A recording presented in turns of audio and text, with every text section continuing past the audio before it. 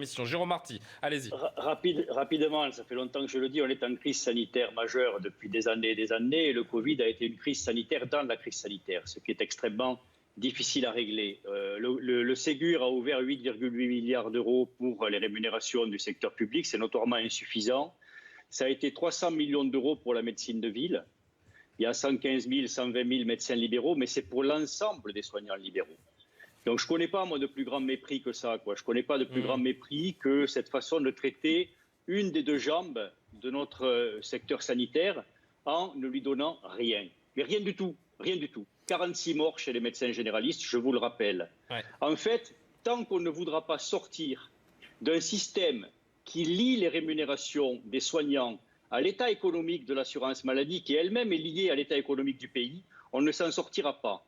Actuellement, l'espérance de vie professionnelle d'une infirmière à l'hôpital public, c'est 8 ans, alors qu'elle a la garantie de l'emploi et les garanties du secteur public. Elle ne reste pas plus de 8 ans à l'hôpital public. Actuellement, les médecins libéraux de France sont les moins bien payés d'Europe, ont les tarifs les plus bas d'Europe.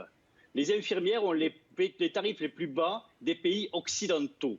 Les aides-soignantes qui mettent les mains là où vous ne mettriez pas les regards sont payées au SMIC. Tant qu'on en sera là, tant qu'on ne voudra pas considérer les mains qui soignent, qu'on pensera que c'est l'administration qui doit décider à leur place, on ira dans le mur. Et cette crise nous a appris une chose, c'est que la verticalité de notre système, elle ne marche pas quand on est profondément dans la crise. Et si on s'en est sorti à peu près, plutôt moins bien que d'autres pays, mais à peu près, en première phase, en première vague, c'est parce que les soignants se sont organisés entre eux. C'est parce que les médecins du privé comme du public se sont organisés entre eux. C'est parce que les médecins et les libéraux et les médecins du public se sont organisés entre eux et qu'on n'a pas du tout regardé vers l'administration. Et c'est ça qu'il faut apprendre. Donc tant qu'on ne changera pas la gouvernance, on ne s'en sortira pas. Un dernier point que je voudrais aborder avec vous, Arnaud Chiche et Jérôme Marty, c'est sur les moyens dont disposent les hôpitaux. J'imagine. D'ailleurs, je n'ai pas précisé, Arnaud Chiche, je vais le préciser pour nos téléspectateurs. Vous êtes médecin anesthésiste réanimateur à Hénin-Beaumont, dans le nord de la France, pour qu'on comprenne exactement où vous travaillez.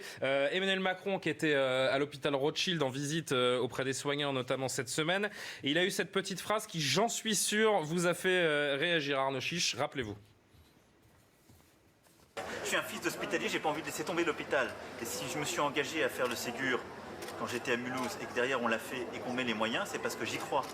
Là, ce qu'il faut comprendre, de toute façon, c'est pas qu'une question de moyens, c'est une question d'organisation.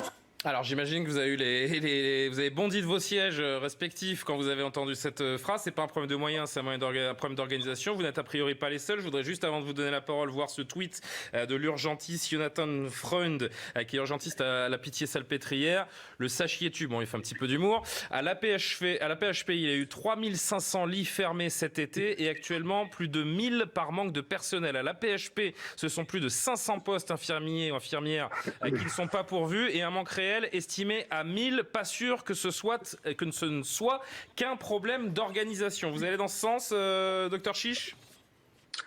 Ouais, bon, écoutez, dans ce contexte-là, opposer les moyens aux organisations, ça n'a strictement pas de sens. Ça n'a aucun sens et ça traduit, de toute façon, je me suis déjà exprimé là-dessus, mais ça traduit une méconnaissance totale du système de soins en France. Je partage tout ce qu'a dit le docteur Marty, on se connaît bien et on partage les mêmes idées. En fait, par contre, je peux vous répondre sur les organisations. Ça m'intéresse. Parce qu'il y a une organisation qui défaille complètement, c'est bien celle du ministère de la Santé et celle de l'État. En fait, celle-là, c'est vrai, le président Macron a raison, l'organisation de la santé en France est très mauvaise et ça part du ministère de la Santé. Les ARS ont été vraiment invisibles pendant la crise sanitaire. Qu'est-ce qui s'est passé pendant la crise sanitaire? Les médecins et les soignants ont tout organisé, comme l'a dit Monsieur Marty.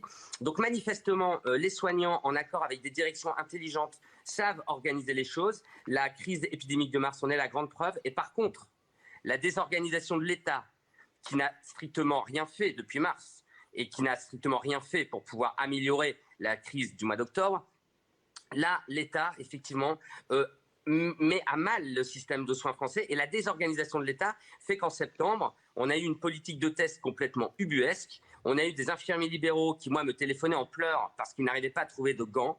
Dans les hôpitaux français, il y a 3 semaines, dans des services de réanimation néonatale, il n'y avait pas de gants. Voilà, des infirmières m'appelaient et des sages-femmes aussi en France m'appellent pour me demander si on peut faire des accouchements avec des gants MAPA. Alors, moi, je veux bien que le système de santé, ce soit surtout un problème d'organisation, mais en fait, il faut arrêter de dire n'importe quoi.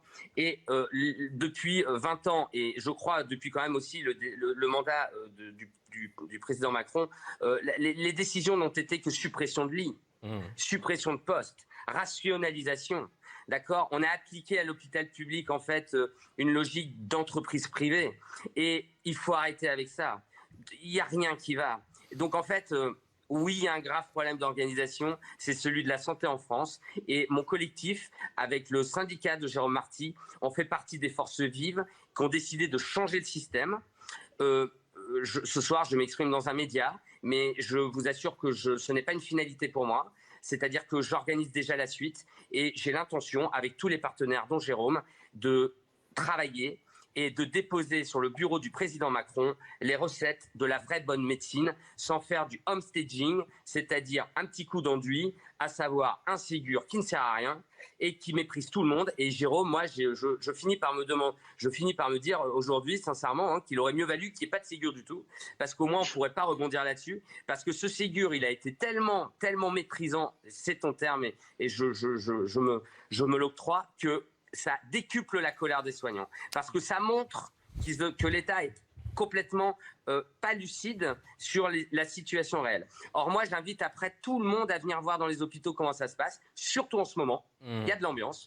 Les gens qui sont un peu dubitatifs, parce que j'entends dire, ouais, les soignants, oh là là, vous monopolisez un peu. Ben, venez voir les malades aux urgences, venez les voir. Le meilleur moyen de faire taire ceux qui ne comprennent pas cette crise et l'appel des soignants, c'est en effet peut-être une visite en service d'urgence ou de réa. Pardon Jérôme Marty, mais vraiment là, on a fait énormément de temps et j'ai plusieurs autres thèmes. À moins que vous me disiez que vous en avez pour 10 secondes et pas une de plus. 10 secondes. Allez-y alors. 10 allez-y, secondes. 10 secondes. Simplement rappeler qu'on ne résout pas les problèmes avec ceux qui les ont créés. Ah ben c'était moins de 10 secondes, c'était parfait. Merci beaucoup. Et on a compris que vous opposiez la désorganisation des hôpitaux à celle surtout du gouvernement. Merci à tous les deux. Merci Arnaud Chiche et merci Jérôme Marty d'avoir participé à ce débat. On comprend un petit peu mieux la situation quand on vous entend.